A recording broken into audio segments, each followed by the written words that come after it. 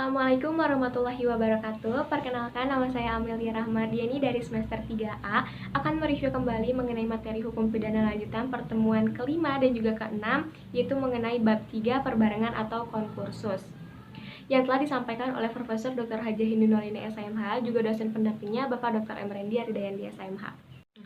Di dalam Kitab Undang-Undang Hukum Acara Pidana tidak ada definisi khusus yang mengatur mengenai perbarengan atau konkursus ini. Tetapi dari rumusan pasal-pasalnya dapat disimpulkan bahwa yang pertama, seseorang dengan satu perbuatan mengakibatkan beberapa aturan pidana dilanggar, atau seseorang dengan beberapa perbuatan mengakibatkan beberapa aturan pidana dilanggar. Yang kedua, di antara perbuatan-perbuatan tersebut, hakim belum pernah menjatuhkan putusan atau vonis yang mempunyai kekuatan hukum yang tetap atau pasti. Dan yang ketiga, jaksa atau penuntut umum ini dalam melakukan penuntutan perkara-perkara tersebut harus secara sekaligus dan bersamaan. Jadi harus dalam satu dakwaan dan tidak boleh di-splitsing. Nah, di antara ketiga pengertian tersebut yang paling penting itu yaitu pengertian pertama, yaitu yang tadi disebutin tadi, pengertian nomor pertama, karena yaitu menyangkut perbuatannya. Nah, konkursus ini dibagi-bagi lagi, yaitu ada konkursus tidak murni dan konkursus murni. Konkursus tidak murni adalah contohnya itu perbuatan berlanjut. Sedangkan konkursus murni yaitu contohnya adalah konkursus idealis dan juga konkursus realis. Nah, konkursus realis ini dibagi lagi, yaitu ada kejahatan dengan kejahatan, kejahatan dengan pelanggaran, ada pelanggaran dan juga pelanggaran. Selanjutnya ada sistem pemidanaannya. Untuk konkursus idealis diatur dalam pasal 63 KUHP.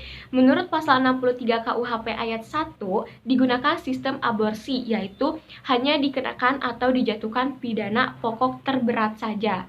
Sistem pemidanaan seperti ini dinamakan absorsi murni atau hisapan murni, yaitu pidana yang terberat menghisap pidana yang ringan. Dalam contoh konkursus idealis ini, perbuatan yang dimaksud adalah perbuatan jasmani atau material handling, yaitu perbuatan yang tidak dapat dipisah-pisahkan.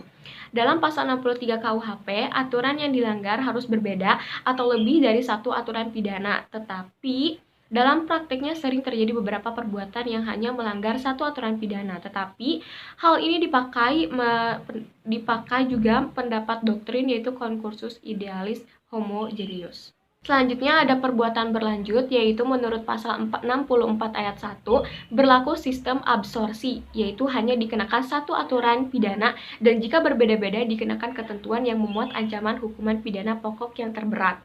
Pasal 64 ayat 2 merupakan aturan khusus dalam pemalsuan dan perusakan mata uang. Pasal 64 ayat 3 merupakan ketentuan khusus dalam hal-hal kejahatan ringan yang merupakan perbuatan berlanjut. Nah, syarat perbuatan berlanjut yang pertama ada niat yang merupakan perbuatan yang dilarang. Yang kedua, diantaranya perbuatan-perbuatan tersebut dilakukan tidak terlalu lama jangka waktunya. Terus, tindak pidana yang dilakukan harus sejenis. Jadi, konkursus idealis itu diatur dalam pasal 63. Satu perbuatan masuk ke dalam lebih dari satu aturan pidana.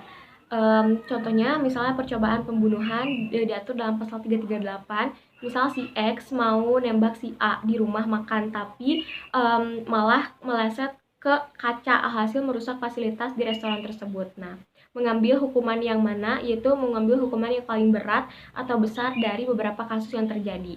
Yang kedua, ada perbuatan berlanjut diatur dalam pasal 64, yaitu perbuatan yang dilakukan secara terus-menerus dalam kurun waktu yang berdekatan. Nah, biasanya tuh enggak lebih dari 4 hari. Misal contohnya tuh mencuri, pasal 362 selama 4 tahun. Misal dia melakukan mencuri selama 8 kali gitu. Mencuri terus gitu. Nah, yang ketiga ada konkursus realis diatur dalam pasal 65 sampai 71, yaitu perbarengan perbuatan atau seseorang melakukan perbuatan masing-masing dan masing-masing perbuatan itu tuh berdiri sendiri sebagai suatu delik. Contohnya kayak dia mencuri, terus dia memperkosa, terus dia membunuh, terus menyembunyikan mayat. Nah, gitu.